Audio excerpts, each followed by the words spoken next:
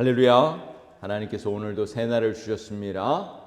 오늘도 하나님의 말씀으로 또 기도로 성령으로 충만한 복된 날이 되기를 간절히 소망합니다. 오늘 시편 89편 오늘 제목은 신실하신 하나님을 찬양합니다. 신실하신 하나님을 찬양합니다 라는 제목입니다. 오늘 본문의 표제어는 에스라인, 에단의 마스길입니다. 시편이 전체가 몇 편으로 되어 있죠? 150편으로 되어 있죠. 5권으로 나눠져 있는데 그 중에 오늘 89편은 제3권의 마지막 부분입니다. 90편부터 제4권이 시작되는 것이죠. 근데 오늘 89편은 내용이 긴 관계로 52절까지 있어서 이제 3번에 걸쳐서 함께 말씀을 나누도록 하겠습니다. 시편 89편은 이 다윗의 언약을 기초로 해서 하나님께서 다윗에게 주신 놀라운 언약이 있는데 그 언약을 기억하면서 위기 상황 속에서 이스라엘의 공동체에 어려움 당했을 때 하나님 그때 베풀어 주신 그 언약을 하나님 기억해 주십시오 하면서 또 하나님을 찬양하고 하나님이 그 이스라엘을 다시 회복시켜 주시고 은혜를 부어 주시기를 소망하는 그런 내용으로 되어 있습니다. 이 시의 배경은 정확하게는 알 수 없지만 이 표저의 에스라인의 에단의 마스길이라는 그 제목을 통해서 솔로몬 동시대에 살았던 이 에스라 사람, 이 에단이 지은 시로 보거나 또는 에단의 후손 중에 한 사람이 지은 것으로 이렇게 생각해 볼 수 있는 것이죠. 만약 이 시의 저자를 이 솔로몬 시대 이 에단으로 본다면 르호보암 통치기에 애굽왕 시삭이 유다를 침공해 왔을 때를 배경으로 추측해 볼 수가 있고, 또 에단의 후손으로 본다면 이 바벨론 침략으로 인해서 예루살렘이 무너지는 그 시기로 볼 수 있는 것이죠. 아무튼 이스라엘의 위기 가운데 이 시편이 지어진 것으로 볼 수 있습니다.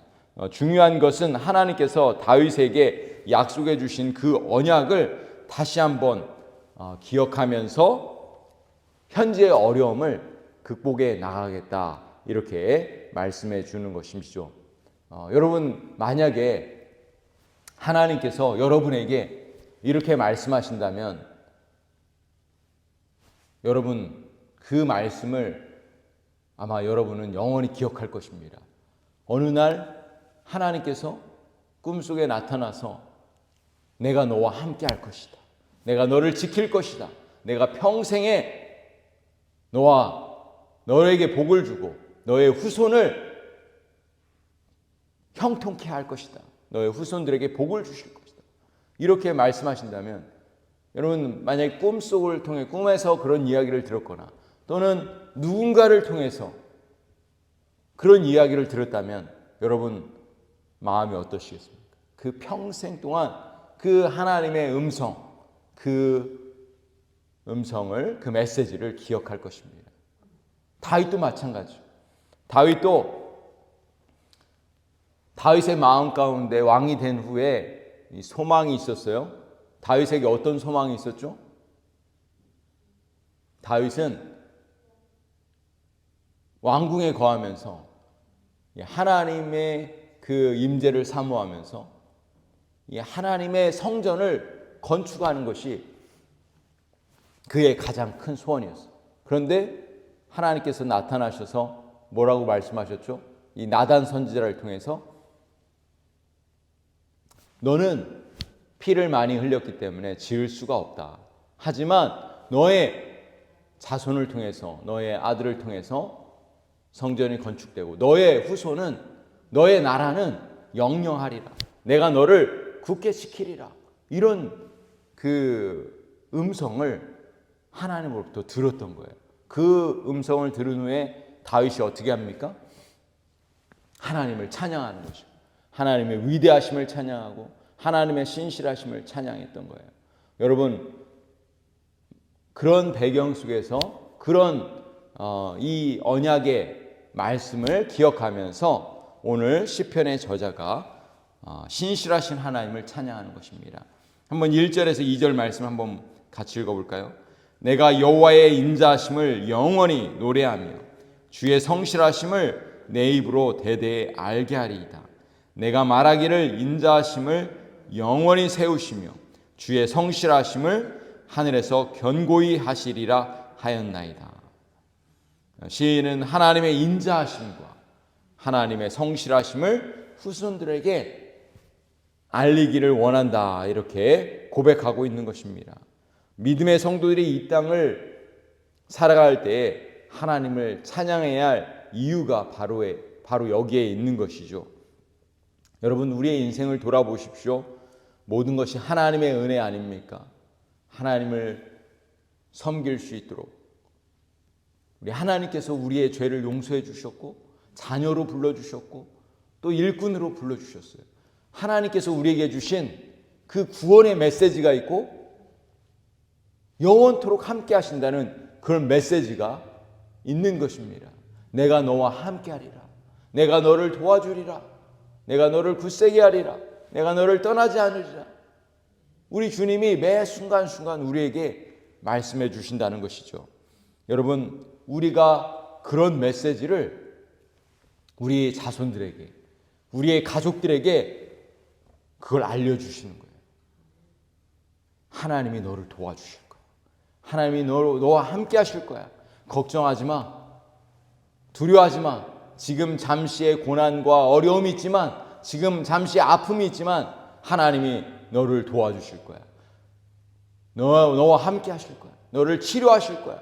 이런 메시지를 이 시편의 저자가 그렇게 신실하신 하나님을 찬양하고 있는 것입니다.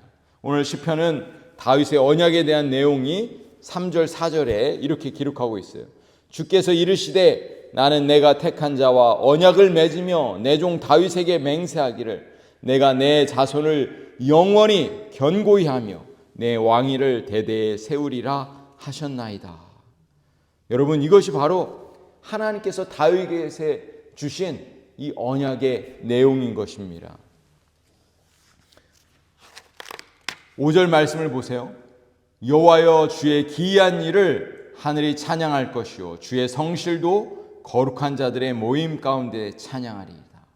사랑하는 여러분, 하나님은 지금도 우리 가운데 함께 하시고 크고 놀라운 일들을 이루시는 하나님인 줄로 믿습니다.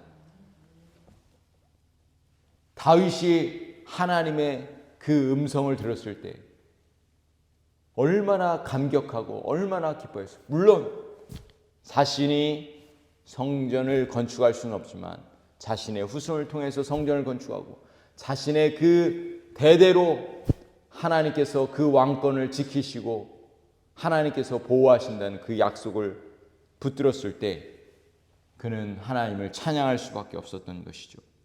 9절에서 10절을 보시면은 주의 원수를 주의 능력으로 주의 팔로 흩으셨다 말씀합니다. 이 사건은 출애굽할 때 애굽을 물리치신 사건을 의미합니다. 이스라엘 백성들은 이 출애굽 사건을 늘 기억하면서 또 하나님을 찬양했습니다. 그리고 자자손손 대대로 구원의 하나님, 전능하신 하나님을 찬양하도록 전했던 것입니다. 여러분, 우리가 매 순간 기억해야 할 것은 하나님께서 우리에게 베풀어 주신 그 구원의 은혜, 구원의 사건을 우리는 늘 기억해야 될 줄로 믿습니다. 사랑하는 성도 여러분, 누가 복 있는 사람일까요? 하나님을 찬양하는 사람이 복 있는 사람입니다. 하나님의 은혜를 기억하는 자가 복이 있습니다. 15절에서 18절을 보세요. 같이 읽어보겠습니다.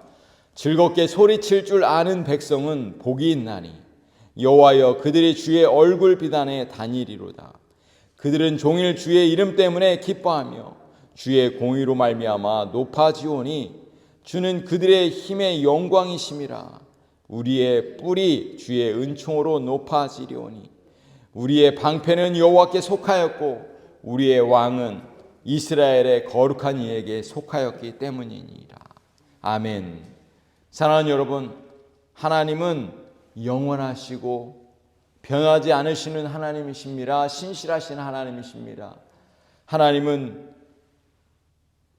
하나님의 그 약속을 영원히 기억하시고 지키시는 하나님이십니다. 여러분, 다윗이 그 후손들이 하나님이 맺으신 그 언약, 신실한 언약, 그것을 기억했던 것처럼 오늘 우리도 하나님의 약속을 붙드시길 바랍니다.